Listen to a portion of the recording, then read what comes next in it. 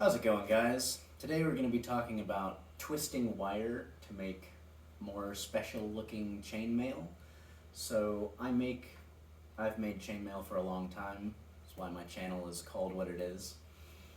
And I've historically bought almost none of my rings. I've made maybe hundreds of thousands of rings in the past decade and a half that I've been doing it, although I took a break for a while there. But basically, you take wire, you coil it into basically springs, and then you cut along those springs to free the rings up. And so I've seen twisted wire in jewelry before, but I've never actually seen rings for sale that are made of this twisted wire. So I figured I'd have to do it myself, and I tried it years ago and with some success, but since then I always had this idea in my head that I wanted to make an entire shirt out of that material, and specifically that I wanted to do it out of a combination of two different colors of wire. What I'm doing now is stainless steel twisted with brass, so it gives it it's not the full gold color of full brass, and it's not the full silver color of stainless steel. It's a nice combination, but you can't buy rings like this, and you can't even buy wire like this, so I had to figure out how to do it myself. There are some tutorials online, but most of them are for fairly small sections, and no one, it's a pretty broad overview of what's going on, and I want to get into all the nitty-gritty details that I've had to learn to do this somewhat efficiently and effectively. There's lots of little things that I've had to tweak in how I do my setup and actually execute it. So I'll show you guys the actual chainmail I'm making first. Well, actually, this is the product at the moment of the twisting process. You can see there's stainless steel and brass twisted together. And these pieces are probably about 7 feet long. This table is 8 feet long, and there's about a foot there. That's a bunch of cutoffs. But basically, this is what it looks like in final chainmail form, which I think just looks absolutely gorgeous. It feels pretty good. The light today is pretty lackluster, but in actual sunlight it sparkles gorgeously, and I am super happy with the finished product. But I've got lots more to do, and so I'm going to take you through the entire process and setup. So basically, I've got a whole table set up for the process at the moment. So we're going to start over here. I've got a vise that is going to hold one end of the wire in place. So I'm going to take the 2 strands of wire, feed them in, bend them with this pair of pliers, which I'm using round nose specifically so that it'll kink the wire less, because if you kink it or damage it near the end especially, or anywhere along the line, it is more likely to snap while you're twisting, and that's really, really annoying, and you can waste a lot of wire, and it's very frustrating. So I'm using these round nose pliers to damage it less, kink it at 90 degrees, and then feed it into one of these holes. These holes will then sit up against the vise. They'll get clamped in place. The wire is fed through this hole in this block, and then the end is fed into here, which is a tool on the end of this drill. The drill is what does the spinning. So basically I took just a regular, not a lag bolt, the threads aren't coarse enough, a carriage bolt, that's what this one is. And I drilled a hole through it, and then I used my Dremel to relieve a space to as close to the exact center as I could get it.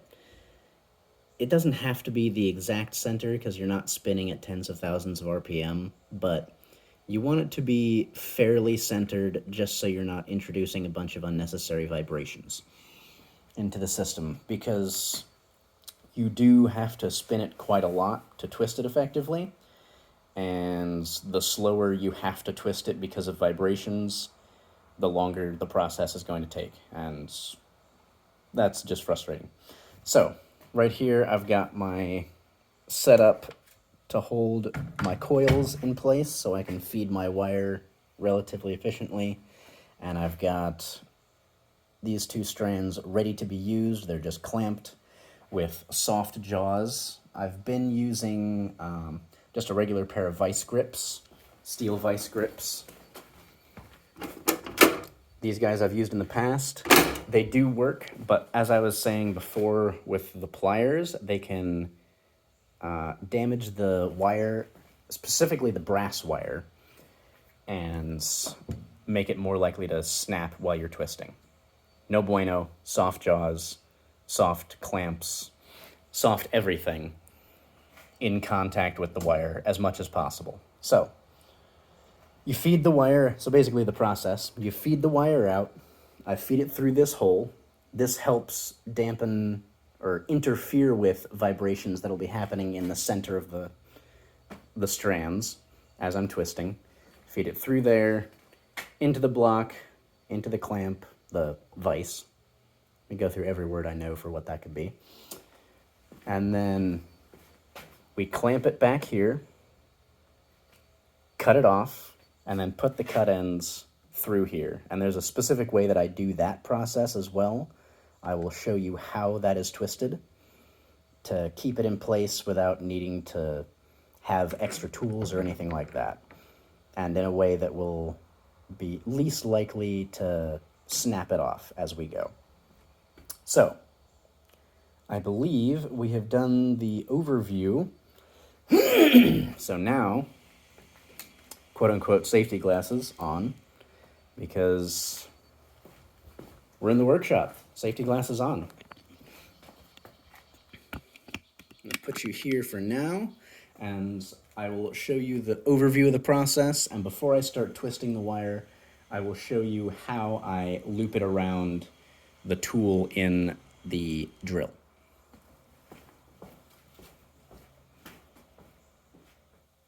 So, unclamp this guy.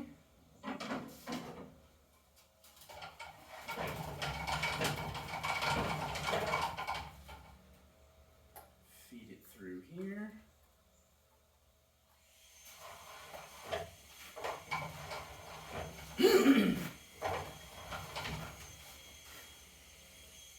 Line up the ends. Bend it about 1/4 inch or so. You need enough that it'll latch in place in the hole, but you don't want to be bending off 1.5 inches. It's just wasteful. And this brass wire is, like the stainless steel wire is not cheap, but the brass wire in particular is quite expensive. And then they don't always want to line up, but we can finagle them into our hole if we can be so fortunate.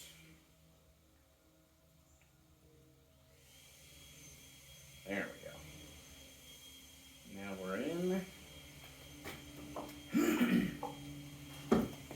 Line it up so it's coming out nice and straight. Lock that vise down. Now that end is fully secure, nice and tight. Now we're going to pull it tight along here so that both wires are pretty parallel. And I've got a mark here on my table saw, it's just a Sharpie, to tell me roughly where I want to stop. And so I'm going to clamp slightly beyond that point, so that whenever I cut the wire here, I'll be holding it so it doesn't flail all over the place. But if I'm not holding it on this side, the spools will try to flail around, and that'll be really annoying. So we're going to cut them off here. Clip. Get that out of the way. And then I'm going to put this into tool on the drill. Bend it there, bend it there, and then bend it around. And you couldn't see any of that because you're too far away, but I will bring you up close to see exactly what I just did.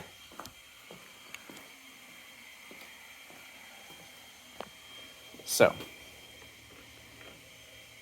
I brought it through into the hole, up, around, and then one twist, and that works pretty well to keep it in place. It really behaves quite well. So now I will do the actual twisting.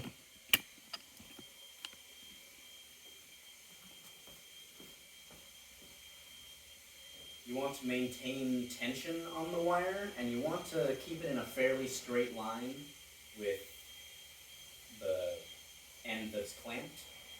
You don't want to be kinking it badly in the center point block here.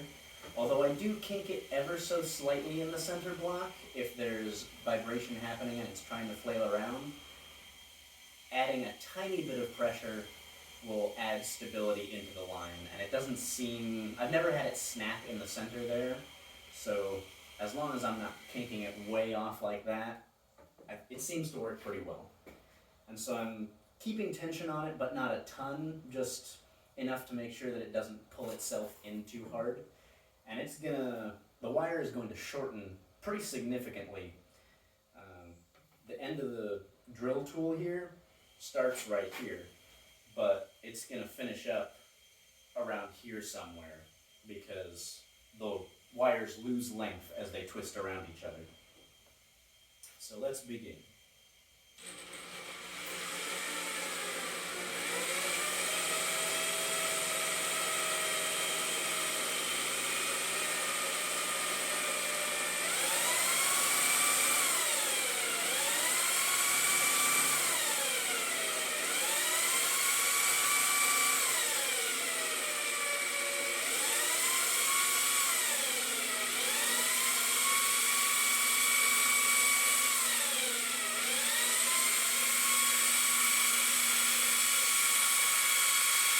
Trying to make sure the vibrations on my end don't get out of hand as I'm doing this. Basically just trying to moderate vibration level and speed of coiling, twisting. There we go. There I got kind of lucky.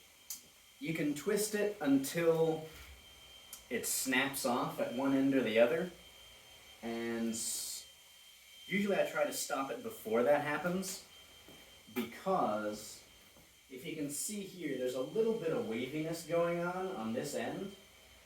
Usually I have that problem on the other end where it breaks. It almost always breaks at the vise end, for me at least, with the setup that I have.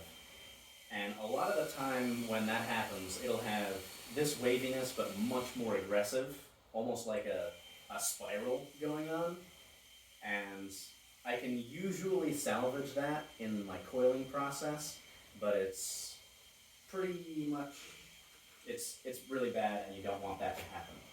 So now I'm going to cut it off here on this end, pull this end piece out, and just toss it.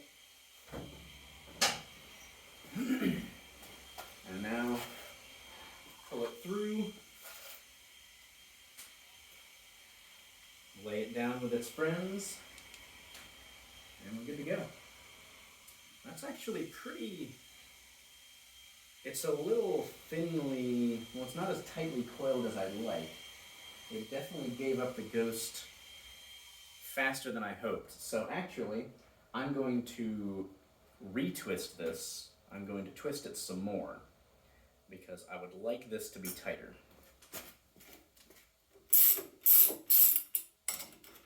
So I'll show you doing that. Pull the scraps out of this hole, if I can. Okay, that went somewhere. So I'm going to pick a different hole now, because I think my piece there might just be worn out. it in a different hole, because I have a bunch of holes pre-drilled for this purpose. Reclamp it. Should have put it back through the hole first, but we're not going to kink it like this. There we go. Now we're going to have to start much further over, and I'm going to end up wasting some of this wire, which is not ideal, but I want it to be twisted more tightly than it is, so I gotta do what I gotta do. I twisted it in the tool exactly the same way as doing it with 2 wires. It's just a little tougher to work with. So now, we're just gonna restart.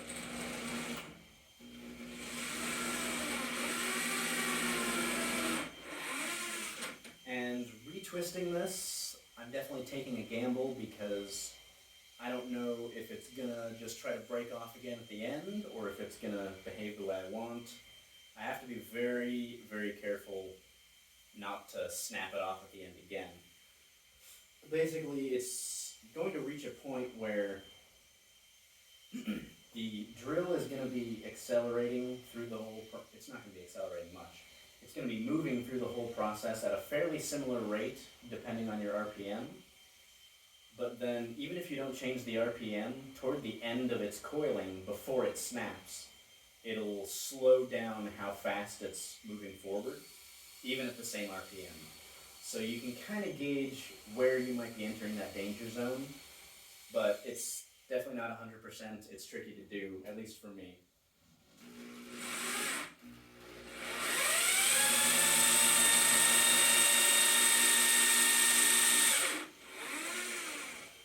And there I saw it slowing down, so I'm going to call it that. And I'm going to untwist it a little bit because there's definitely still tension, spiral tension in that line. And it's going to untwist kind of aggressively. Cut it off on both ends. And there's a better twist. So I will show you guys that. What we just made.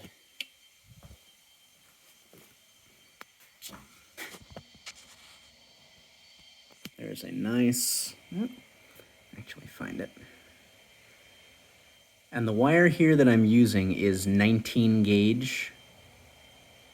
I would have to look up the actual, actually, it might be here. This is exactly the size it is. This is the product code from theringlord.com where I got it. That says 22.